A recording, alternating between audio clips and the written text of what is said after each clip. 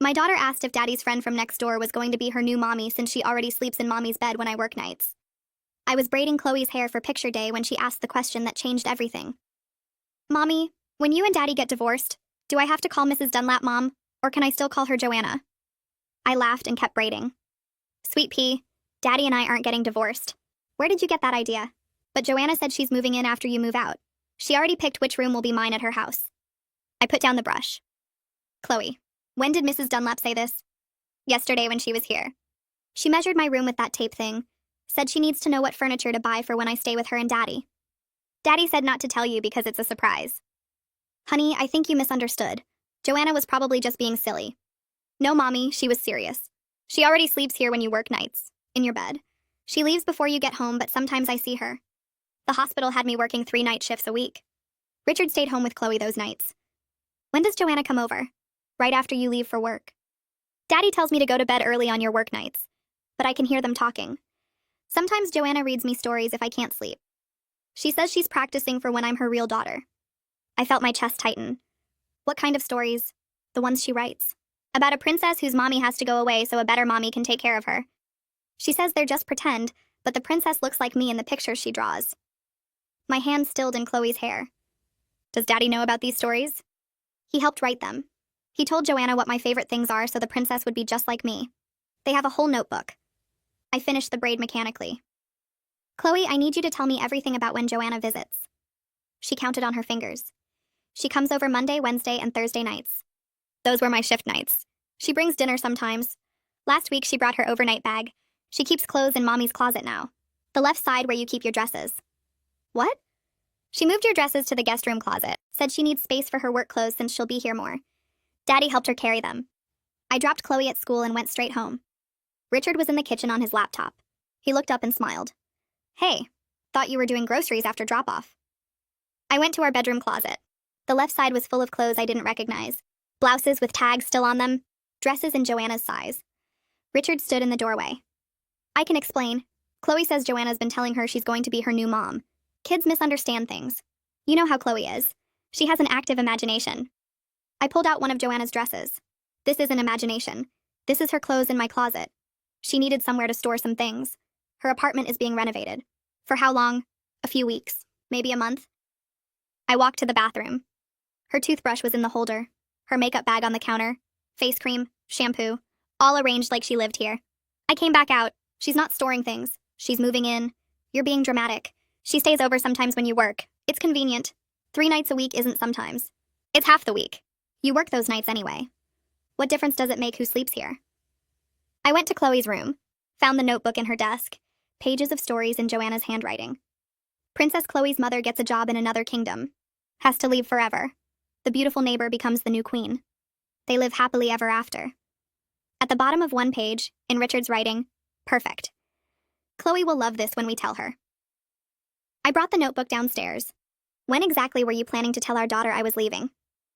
Richard looked at the notebook. Those are just stories. Joanna likes creative writing. Stories about me disappearing and her replacing me. With notes from you about timing. Lisa, you're never here. You work constantly. Even when you're home, you're exhausted. Chloe barely sees you. She needs stability. A mother figure who's present. Joanna's here. She's been more of a mother these past months than you have. I work night shifts to pay for this house. Our life. While you build your consulting business from home. That's the arrangement we made. Arrangements change. Joanna understands what Chloe needs. What I need. She doesn't have to work. Her divorce settlement was generous. She can be here full time. So you're planning to replace me with someone who doesn't need to work. Who can play house while I pay the bills. No one's replacing you. You're choosing to be absent. I'm choosing to find someone who can be present. I looked at him. My husband of 9 years. Planning my erasure while I work to support us. I'm going to make you regret doing this to me. I picked up my phone and called the hospital. My supervisor answered on the second ring. I need to take a sick day. My voice stayed steady even though my hands were shaking.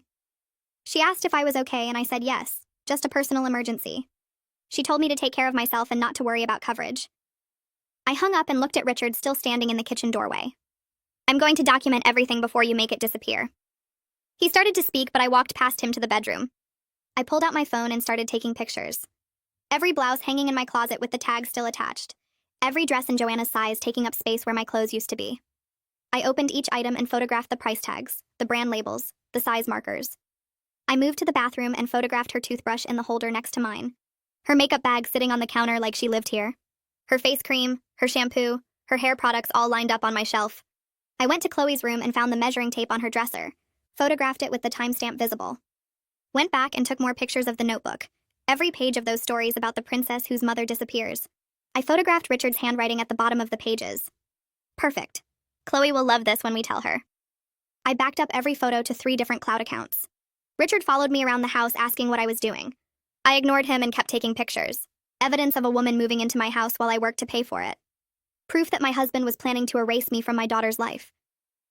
When I finished, I sat down at the kitchen table and pulled up my work email on my phone. I typed a message to Nora asking if she could meet with me privately after her shift ended. Personal emergency that might affect my schedule. She responded within 5 minutes saying she'd meet me in the staff break room at 7. I looked at the clock. 4 hours. I spent those hours sitting at the kitchen table going through my phone, organizing the photos into folders. Richard stayed in his office. I could hear him on the phone but couldn't make out the words. Probably calling Joanna to warn her. At 6:30, I drove to the hospital. Nora was already in the break room when I got there. She closed the door and sat down across from me. I showed her everything. The photos of Joanna's belongings in my house. The notebook with the stories about making me disappear. Richard's notes about timing. Nora listened without interrupting. When I finished, she reached across the table and squeezed my hand. I've been a nurse for 30 years. I've seen men try this before. They paint the working mother as absent while they play house with someone new. She pulled out her tablet and started typing. I'm documenting your work performance right now. Your attendance records. The fact that you've never shown any signs of the neglectful parenting he described. You're one of our best nurses. You show up on time, you're professional, you care about your patients. If he tries to claim you're unstable or neglecting your job, we'll have documentation that proves otherwise. She saved the file and sent it to her personal email. This is off the record, but on the record if you need it. I thanked her and she hugged me before I left. I sat in my car in the hospital parking lot and pulled up my phone. Searched for divorce attorneys in my area. Found 3 that specialized in custody cases. The third one was Grace Schaefer. Her website showed case results where she'd won custody for parents whose ex-partners tried to erase them. Parental alienation cases. I read through her bio. 20 years of family law experience. Former child psychologist before law school. I called her office. The receptionist said they were closed, but I could leave a message. I started explaining and she interrupted me. Hold on. Let me see if Grace is still here. Music played for 30 seconds. Then a woman's voice came on the line. This is Grace Schaefer. My receptionist said you have an emergency custody situation. I told her everything. The notebooks. Joanna's belongings in my house. Richard's plan to replace me. The stories they wrote together preparing my daughter for my disappearance. Grace listened and I could hear her typing. Can you come to my office right now? I'll wait. I drove straight there. Her office was downtown in a building with other law firms. She met me in the lobby and took me back to her office. Sat me down and pulled out a recorder. I'm going to record everything you tell me. Then I need to see all the evidence on your phone. She recorded my entire story. 40 minutes of me explaining how I discovered my husband was planning to erase me from my daughter's life. When I finished, she had me email her all the photos. She pulled them up on her computer and went through each one. This shows premeditation. He's been planning this for months. That's going to work against him in custody proceedings. Grace made notes on a legal pad while she talked. The notebook stories are particularly damaging. He's literally preparing your daughter to accept your disappearance. That's textbook parental alienation. She looked up at me. My brother is a private investigator. I want to bring him in immediately to document Joanna's presence at your house during your work shifts. We need surveillance footage of her coming and going. Proof that this isn't just storage like your husband claims. She picked up her phone and called someone. Kieran, I need you at my office now. Emergency custody case. She hung up and looked at me. He'll be here in 20 minutes. She spent that time explaining the custody evaluation process. How we'd file for emergency evaluation based on parental alienation. How the court would appoint someone to assess the situation. How Richard's documented plan would work against him. Kieran arrived and Grace introduced us. He looked like his sister with the same dark hair and sharp eyes. She showed him the photos and explained the situation. He nodded and pulled out his own tablet. I can set up surveillance tonight. Cameras positioned to capture everyone who enters and exits your property. We'll document her pattern of visits. How often she comes, how long she stays, whether she has a key. I gave him my address and my work schedule. He said he'd have cameras in place before my next shift. Grace walked me out and told me not to go home yet. Give Kieran time to set up without your husband noticing. I sat in a coffee shop for 2 hours before driving home. Richard was in the living room when I got back. He looked up from his laptop. Where were you? I told him I went for a drive to clear my head. He said we needed to talk about this situation. I told him I was tired and going to bed. Chloe was already asleep. I checked on her and then went to our bedroom. Got ready for bed like it was a normal night. Richard came in an hour later and got into bed beside me. We lay there in the dark, not speaking. I thought about Kieran's cameras outside capturing everything. Thought about Grace's plan to file for emergency custody evaluation. Thought about the notebook stories and Joanna's clothes in my closet. Richard's breathing eventually evened out into sleep. I stayed awake staring at the ceiling. The next night was one of my scheduled shifts. I got ready for work like always. Made dinner for Chloe. Helped her with her homework. Kissed her goodbye and told Richard I'd see him in the morning. Drove to the hospital and changed into my scrubs. Kieran texted me 30 minutes into my shift. She just arrived. Overnight bag. Let herself in with a key. I put my phone away and focused on my patients. Tried not to think about Joanna in my house. In my bed. Reading stories to my daughter about how I was going away forever. The week passed and Kieran sent me updates after each shift. Joanna arrived like clockwork 30 minutes after I left. Stayed until an hour before I was due home. Let herself in with her own key each time. He sent me screenshots from the surveillance footage. Joanna walking up my driveway with bags. Joanna carrying boxes into my house. Joanna moving more of her belongings in while I worked to pay the mortgage. Grace called me on Friday. We have everything we need. Clear pattern of systematic infiltration. I'm filing for emergency custody evaluation on Monday. She explained that the filing would include the notebook stories, the photos of Joanna's belongings, and Kieran's surveillance footage. The court would see documented proof that Richard planned to remove me from Chloe's life and replace me with his affair partner. I asked how long the process would take. She said emergency evaluations usually got scheduled within 2 weeks. The evaluator would interview both of us, interview Chloe, review all the evidence, then make a recommendation to the court about custody arrangements. I thanked her and hung up. Went through the motions of my shift, checked vitals, administered medications, comforted patients, all while knowing that on Monday everything would change. Grace filed the paperwork first thing Monday morning. Emergency custody evaluation based on parental alienation and documented plan to remove mother from child's life. She called me at lunch to confirm it was done. Now we wait for Richard to get served. That happened Tuesday afternoon. I was at work when my phone rang. Richard screaming so loud I had to hold the phone away from my ear. What did you do? You filed for divorce? For custody evaluation? You're overreacting to a simple friendship. I stayed calm. My attorney will handle all communication from now on. He kept screaming about how I was ruining everything, how Joanna was just helping out, how I was being dramatic and making something out of nothing.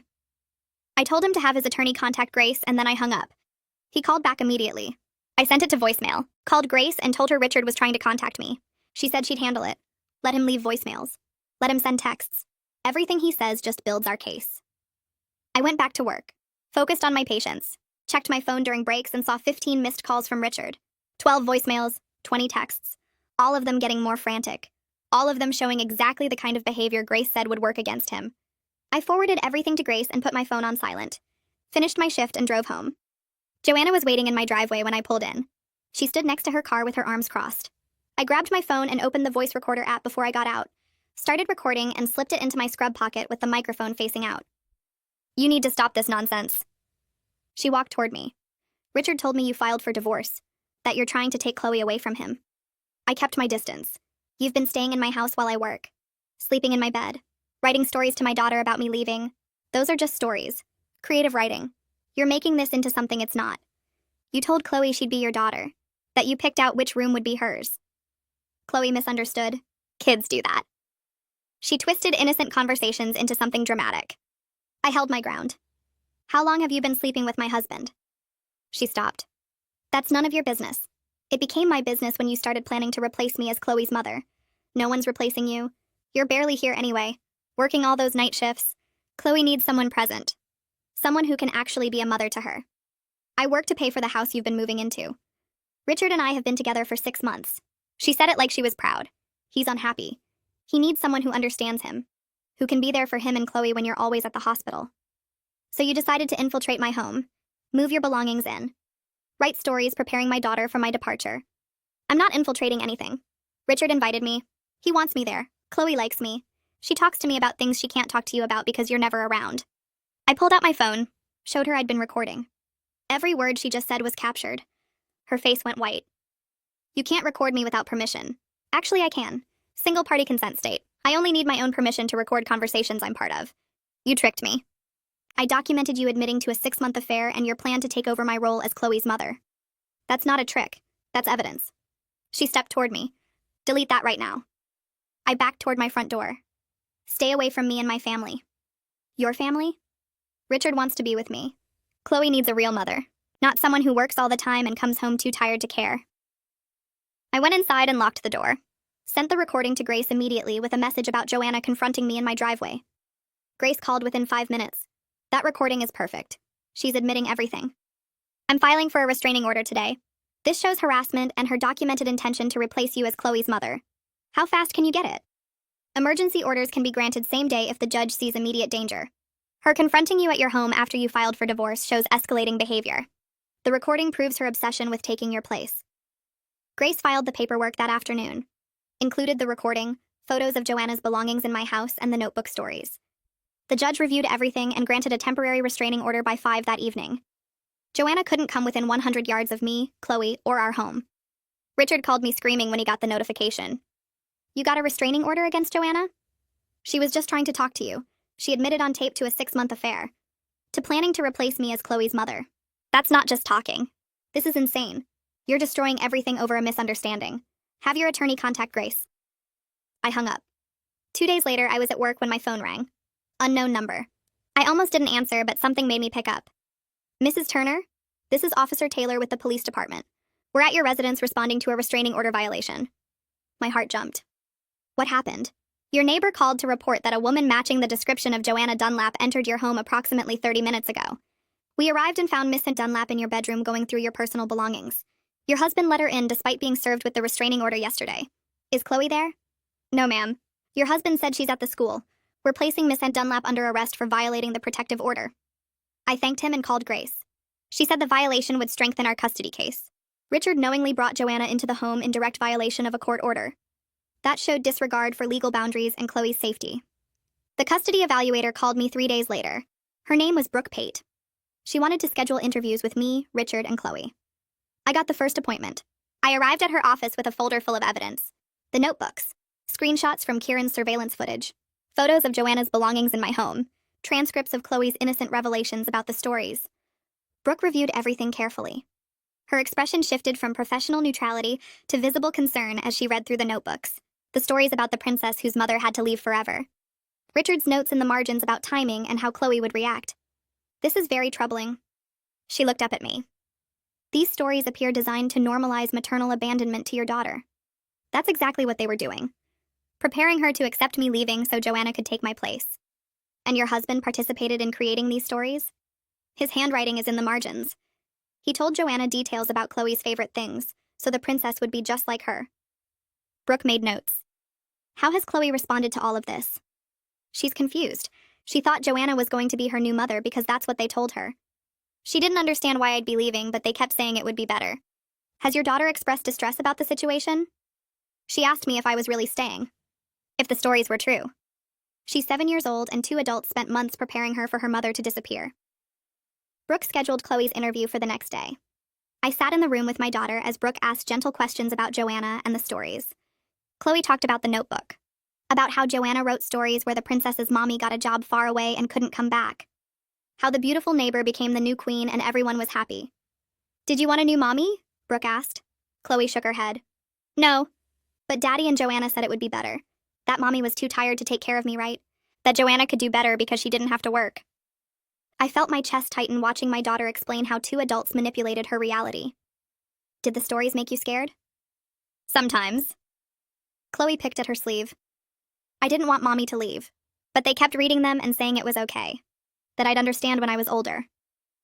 Brooke made extensive notes, asked Chloe about her daily routine, her relationship with me, her feelings about the changes at home. Grace called me after Richard's interview. It didn't go well for him. He spent most of the session complaining about your work schedule, praising Joanna's availability, never once acknowledging that your income pays the mortgage on the house he wanted to give to his affair partner. Did he mention the notebooks? He tried to claim they were just creative writing exercises, that you're overreacting. Brooke apparently asked him directly if he understood that preparing a child to accept maternal abandonment was a form of psychological manipulation. He didn't have a good answer. Kieran called me at work a week later. You need to hear this. I found something about Joanna. What? A woman named Tina reached out. She's Joanna's ex-husband's sister. She saw Joanna's name in connection with your case and wanted to warn you. Warn me about what? Joanna's done this before. She targeted Tina's brother when he was married, befriended his wife, gradually replaced her in the family. The pattern is identical to what she's doing to you. I met Tina at a coffee shop the next morning. She brought documents, photos, a timeline of how Joanna infiltrated her brother's marriage. She started as a friend. Tina spread papers across the table. Helpful neighbor. Then she was at their house constantly, offering to watch the kids, cooking dinner. My sister-in-law thought she was being kind. When did it change? When Joanna started telling the kids their mother wasn't doing enough, that she could do better. She wrote stories for them too, about how sometimes parents need to be replaced with better ones. My stomach turned. What happened? My brother left his wife for Joanna. Got full custody because Joanna had spent a year documenting every time his ex-wife worked late or seemed tired. Made her look neglectful. Then Joanna lost interest once she had what she wanted. Moved on to someone else within 6 months. I took photos of everything Tina brought, sent them to Grace. Grace called back within an hour. This establishes a pattern. Joanna's a serial homewrecker who specifically targets families. This will destroy Richard's case if he's still planning to claim she'd be a good influence on Chloe. Grace subpoenaed Richard's financial records. Found an account I didn't know existed. He'd been transferring money from his consulting income into this hidden account for 8 months. The transfers started right around when the affair began. He's been planning this for a long time. Grace showed me the bank statements. Systematically hiding money while you paid the bills. Building a nest egg for his new life with Joanna. Richard's business partner Casey called me on a Thursday afternoon. I need to talk to you about something. Can we meet? We met at a restaurant near his office. Casey looked uncomfortable. I didn't know what Richard was planning until recently. He pulled out his phone. But I found emails that I think you need to see.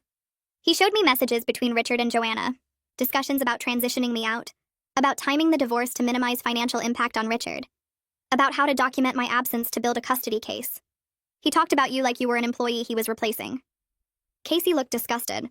Not his wife, not Chloe's mother, just someone in the way of what he wanted. I forwarded the emails to Grace. She added them to our evidence file. The temporary custody hearing happened 3 weeks after I filed. I sat in the courtroom watching Richard's attorney try to explain the notebooks, the hidden money, the systematic infiltration of our home by his affair partner. The attorney kept using phrases like misunderstanding and creative expression. The judge cut him off. I've reviewed the evidence. These notebooks show 2 adults preparing a child to accept her mother's removal from her life. The financial records show the father hiding assets while the mother worked to support the family. The surveillance footage shows the father's paramour moving into the marital home during the mother's work shifts. This isn't a misunderstanding. This is calculated. The judge awarded me temporary primary custody. Richard got supervised visitation only, every other weekend, 2 hours at a time, with a court-appointed supervisor present. Richard looked shocked. His attorney tried to argue. The judge shut it down. The father violated a restraining order to allow his affair partner access to the family home. He participated in creating materials designed to psychologically prepare the child for maternal abandonment. He hid financial resources while his wife worked to support the household. These actions demonstrate poor judgment and concerning disregard for the child's emotional well-being. Supervised visitation will continue until the full evaluation is complete and the father demonstrates understanding of appropriate parental behavior. I left the courthouse with Grace. Chloe was safe. Richard couldn't take her. Joanna couldn't get near us. The house was mine. Everything Richard planned had fallen apart. My phone rang at 6 that evening. Richard's mother.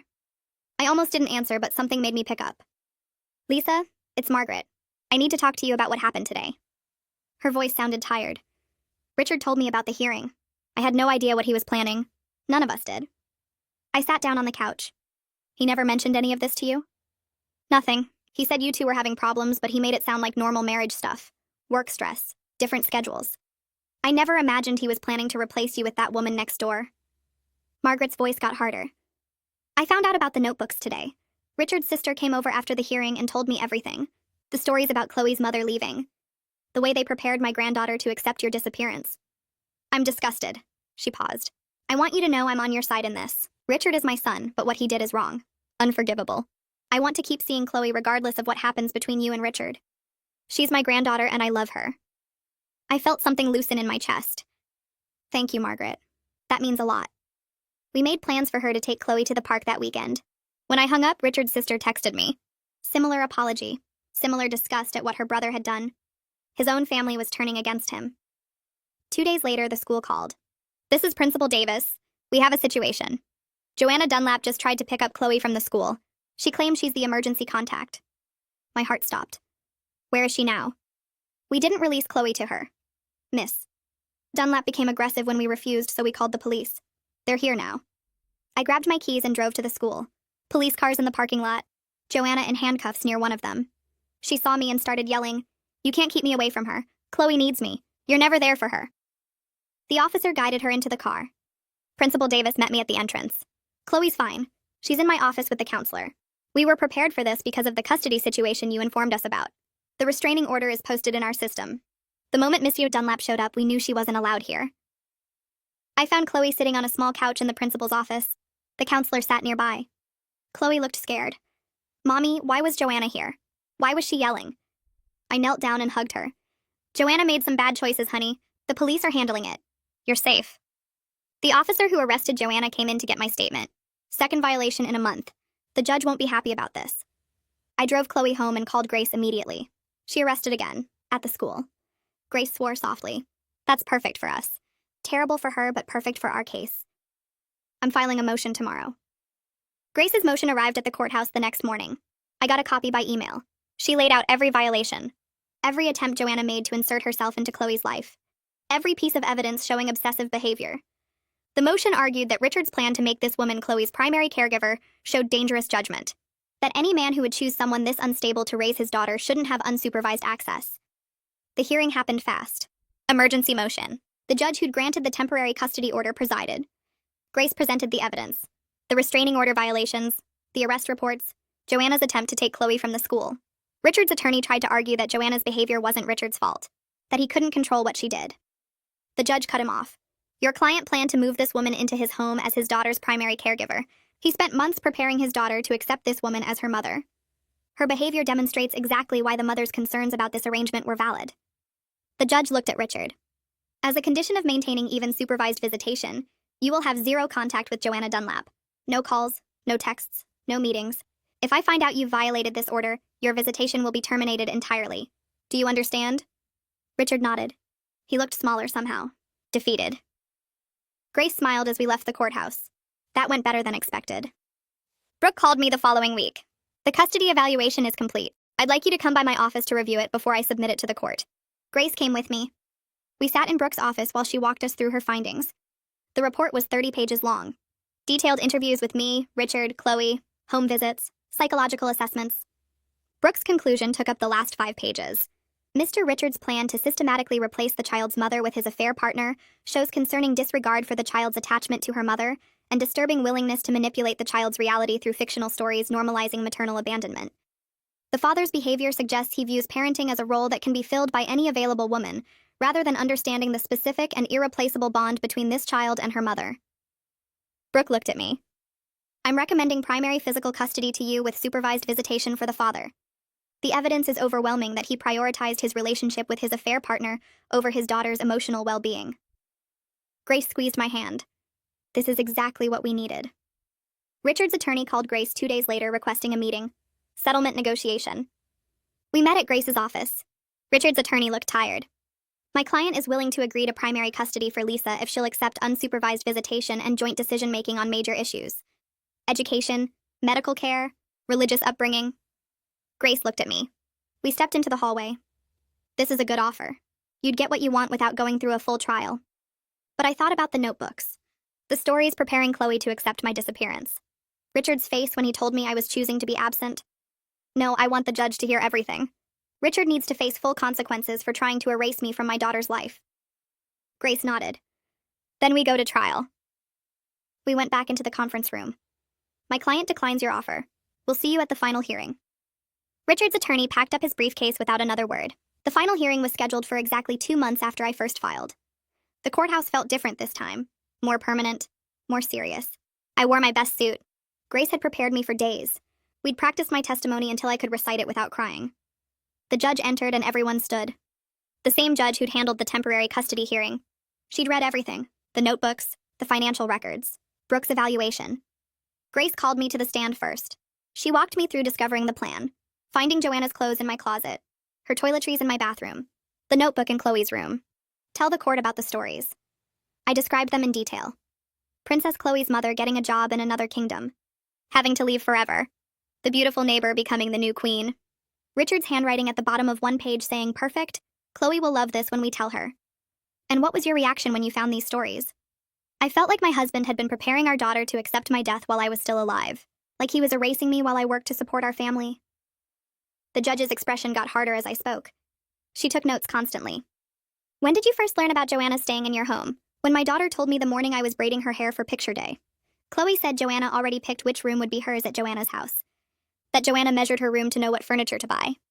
I described coming home, finding the clothes, the toothbrush, the systematic infiltration of my home while I worked night shifts to pay our mortgage. Grace showed the surveillance footage Kieran had captured. Joanna arriving after I left for work. Staying until just before I came home. Letting herself in with her own key. The judge watched without expression, but her jaw was tight. Richard took the stand after lunch. His attorney tried to make the stories sound innocent. Creative writing, harmless fiction, just helping a friend with a project. The judge let him talk for maybe 5 minutes before she interrupted. "Mr. Richard, did you plan to divorce your wife and move Joanna Dunlap into her role as your daughter's primary caregiver?" Richard's attorney objected. The judge overruled. "Answer the question, Mr. Richard." Richard opened his mouth, closed it, looked at his attorney, looked back at the judge. The silence stretched out. That silence said everything. The judge made another note. "Let me rephrase. Did you participate in writing stories with Miss Dunlap that depicted your daughter's mother leaving permanently?" "Yes, but they were just stories." "Did you allow Miss Dunlap to move her belongings into the marital home while your wife worked to support the family?" "She needed somewhere to store things temporarily." "Did you hide income and accounts your wife didn't know about while planning to end your marriage?" "I was protecting my business assets." The judge held up her hand. "That's enough." She looked at the courtroom. "I've reviewed all the evidence in this case. The notebooks, the financial records, the surveillance footage, the custody evaluator's report. This is one of the most calculated attempts at parental replacement I've seen in my years on the bench." She looked directly at Richard. "You spent months systematically preparing your daughter to accept her mother's removal from her life. You allowed your affair partner to infiltrate the family home. You hid financial resources while your wife worked to support the household. Your behavior shows profound disregard for your daughter's emotional well-being and disturbing willingness to manipulate a child's understanding of reality." The judge's ruling came immediately. No recess for deliberation. Primary physical custody is awarded to Lisa. Richard will have supervised visitation every other weekend. 2 hours per visit, with a court-appointed supervisor present. Child support will be calculated based on Richard's full income, including the previously hidden accounts. Richard is ordered to attend co-parenting classes focused on respecting the child's relationship with both parents. She paused and looked at Richard again. Any further attempts to interfere with the mother's relationship with the child will result in termination of parental rights. This court takes parental alienation seriously, and your behavior constitutes a clear attempt to alienate this child from her mother. Richard's face went white. His attorney put a hand on his shoulder, but Richard shook it off. "Grace and I left the courthouse together. You did it. Full custody, child support, supervised visitation, everything you wanted. I felt lighter than I had in months. Chloe was safe. Richard couldn't take her. The house was mine." The divorce proceedings moved faster after the custody ruling. Grace negotiated from a position of strength. "I keep the house since my income pays the mortgage and Chloe needs stability. Richard has to buy out my share of his consulting business. The hidden accounts get split 50-50. Richard's attorney barely fought any of it. His client had no leverage left. The judge had made it clear what she thought of Richard's behavior. Fighting would only make things worse. We finalized everything in 6 weeks. The house deed transferred to my name alone. Richard's business buyout payment hit my account. The hidden money he'd been stashing for his new life with Joanna got divided. Grace called when the final papers were signed. "You're officially divorced, and you got everything. The house, primary custody, child support, full financial settlement." I hung up and looked around my living room, legally mine. No more Richard, no more Joanna, just me and Chloe building our life. Joanna's sentencing hearing happened a week later. Grace went with me even though I wasn't testifying. The prosecutor had enough evidence without my testimony. 2 restraining order violations, 1 arrest at my home, 1 arrest at Chloe's school. The prosecutor laid out a pattern of obsessive behavior, attempts to insert herself into a child's life, refusal to respect court orders. The judge looked through the file. "Miss Dunlap, you've been arrested twice in 1 month for violating a restraining order. You attempted to remove a child from the school without authorization. You entered a home you were explicitly ordered to stay away from. Your behavior demonstrates an obsession that warrants serious consequences. 6 months in county jail.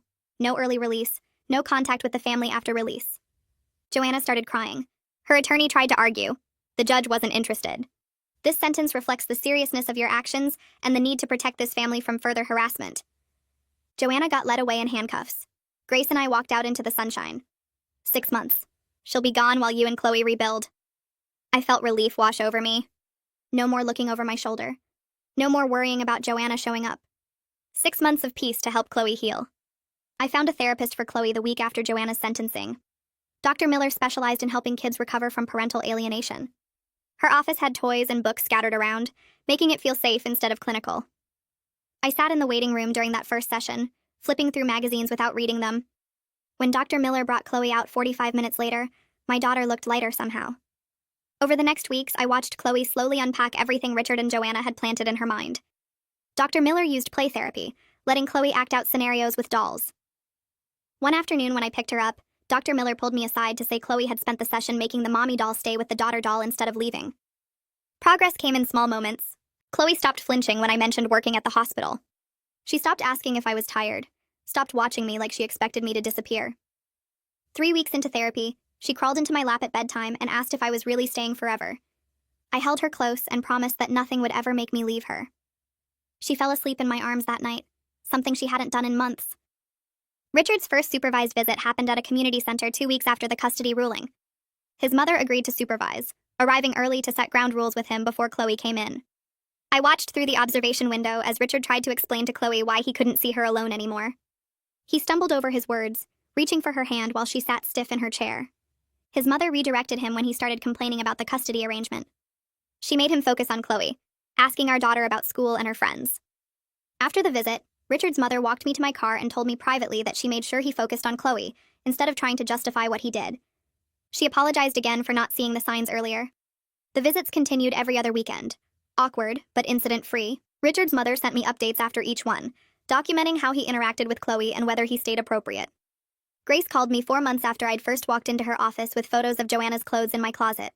The divorce was finalized. I legally retained sole ownership of our home while Richard moved into a small apartment across town. Grace told me it was one of the fastest divorces she'd handled. Richard's attorney had advised him not to fight because the evidence against him was overwhelming. The house deed arrived in the mail 3 days later, my name alone on the title. I hung it in my home office, a reminder that I'd fought for this and won. Richard's buyout payment for his share of the consulting business hit my account the same week. The hidden money he'd been stashing got split down the middle. I put half in Chloe's college fund and used the rest to refinish the hardwood floors he'd always refused to fix. I met with Nora in her office at the hospital to discuss my schedule. I needed to reduce my night shifts to just 2 per week, picking up day shifts instead. I wanted to be home more in the evenings as Chloe adjusted to our new reality. Nora listened without interrupting, then pulled up the schedule on her computer and started moving shifts around. She told me she was proud of how I fought for my daughter while maintaining my professional responsibilities. She'd watched me handle the worst crisis of my life without letting it affect my patient care. The new schedule started the following week. I worked Tuesday and Friday nights, with day shifts filling out the rest. Coming home before dinner felt strange at first, but Chloe's face when I walked through the door made every adjustment worth it. Dr. Miller gave me updates after each of Chloe's therapy sessions.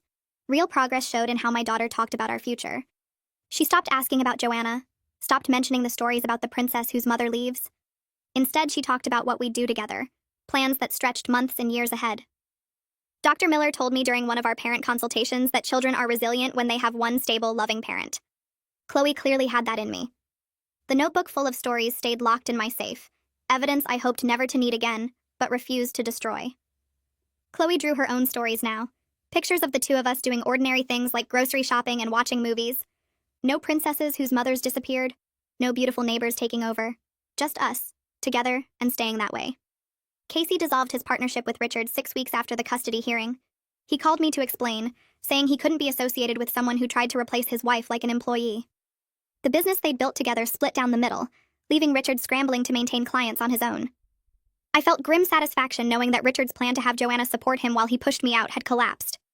He was alone now, struggling financially in his small apartment, paying child support from a business that barely survived without Casey's connections.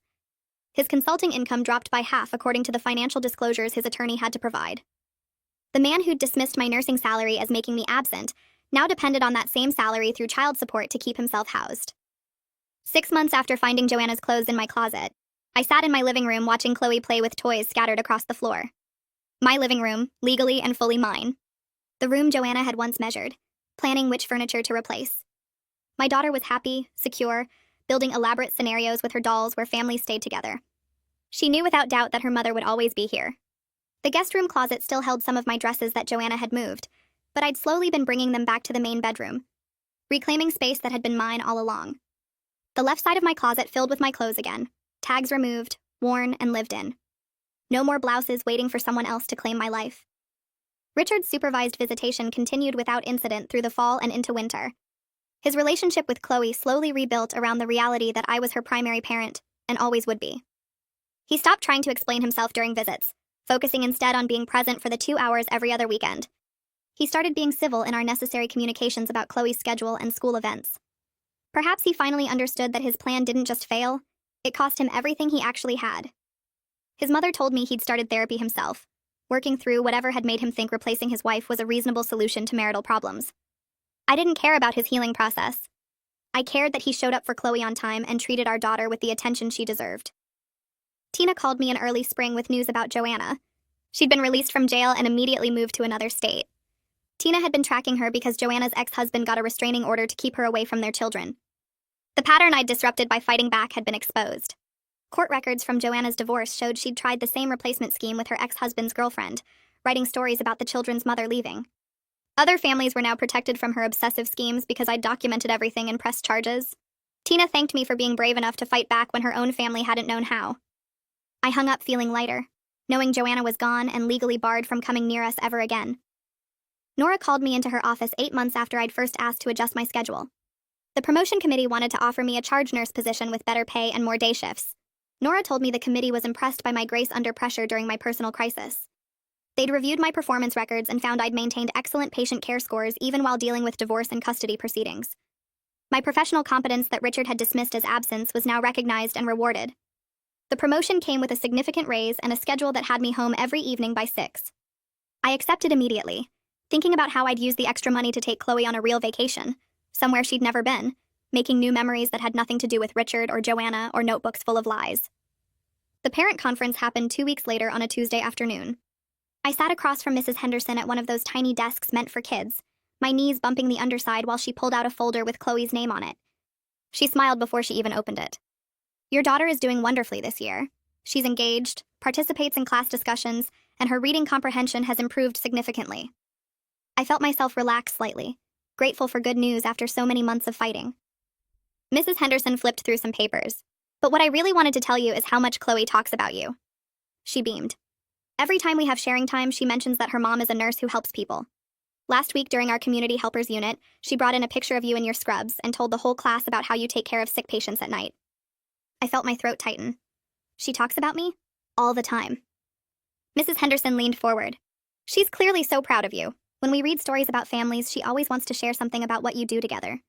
Baking cookies, reading before bed, your weekend trips to the park. She feels very secure and loved." I thought about Richard's words during our confrontation. His claims that Chloe barely saw me, that my work schedule was damaging her, that she needed a more present mother figure. All of it had been lies designed to justify what he wanted to do. Mrs. Henderson closed the folder. "I've been teaching for 15 years and I can tell when a child feels neglected or insecure. Chloe is neither of those things. Whatever you're doing, it's working." I thanked her and left the school with something loosening in my chest. Richard's guilt had made him project his own failures onto me, twisting reality to excuse his betrayal. Richard's mother started coming by every Saturday morning 3 weeks after that conference. She'd knock on the door at 10, always bringing something for Chloe. Books, art supplies, her homemade cookies that my daughter loved. "I'm so sorry I didn't see what he was planning." She said it the first time and kept saying it every visit. I should have known something was wrong. I told her she couldn't have known, that Richard had hidden it well. But she shook her head. "I raised him better than that. What he did to you, trying to replace you like you were nothing."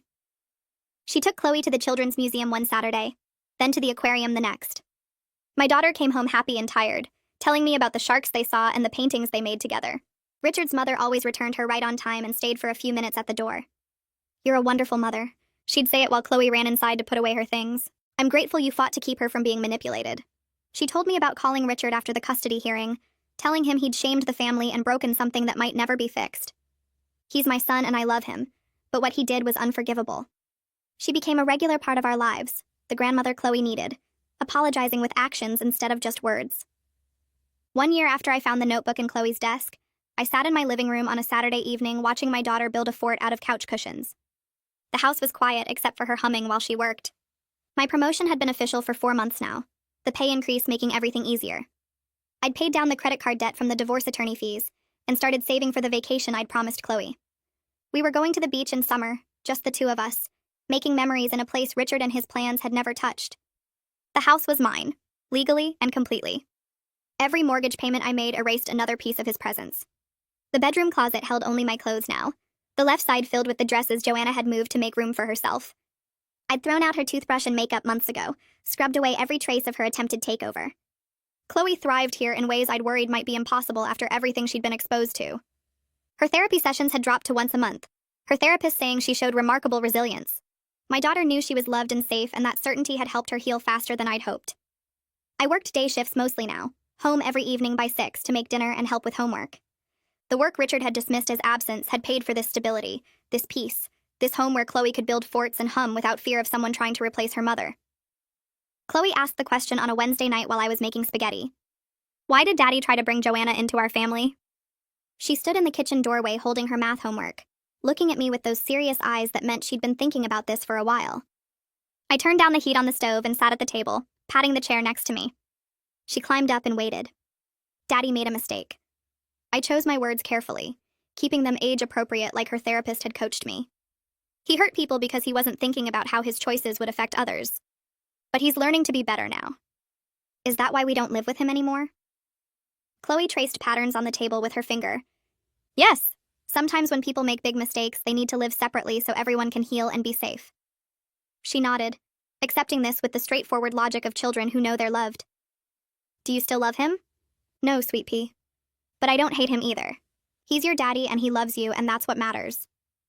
She seemed satisfied with this and went back to her homework while I finished cooking. Later that night, I heard her talking to her stuffed animals during playtime, explaining to them that sometimes grown-ups make mistakes, but kids are still safe and loved. The resilience of children who have one stable parent never stopped amazing me.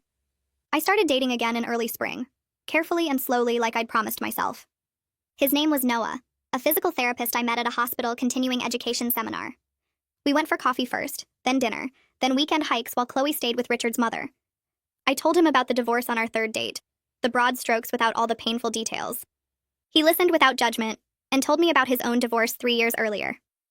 We took our time, both of us cautious after being hurt. Chloe didn't meet him until we'd been dating for 4 months, and even then it was just a quick introduction at a park. She said hi and went back to playing on the swings while Noah and I sat on a bench talking.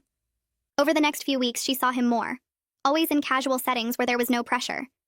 He never tried to act like a parent or push himself into our lives too fast. One Saturday, he brought supplies to help Chloe build a birdhouse, and I watched them work together in the backyard, my daughter laughing at his terrible jokes. Her ability to trust new people in our lives showed me we'd healed from Richard's betrayal. His attempt to replace me had only made our bond stronger, made Chloe more certain of who her real mother was and would always be. Richard completed his co-parenting classes in June, and his attorney filed a motion requesting unsupervised visitation. I called Brooke, Chloe's therapist, before responding. Is she ready? Brooke reviewed her notes from recent sessions. She's doing well, and she's expressed interest in spending more time with her father. I think supervised visits have served their purpose. She's secure enough now to handle unsupervised time. I agreed to the request, and the judge approved it at a brief hearing. Richard got Chloe every other weekend, Friday evening through Sunday afternoon.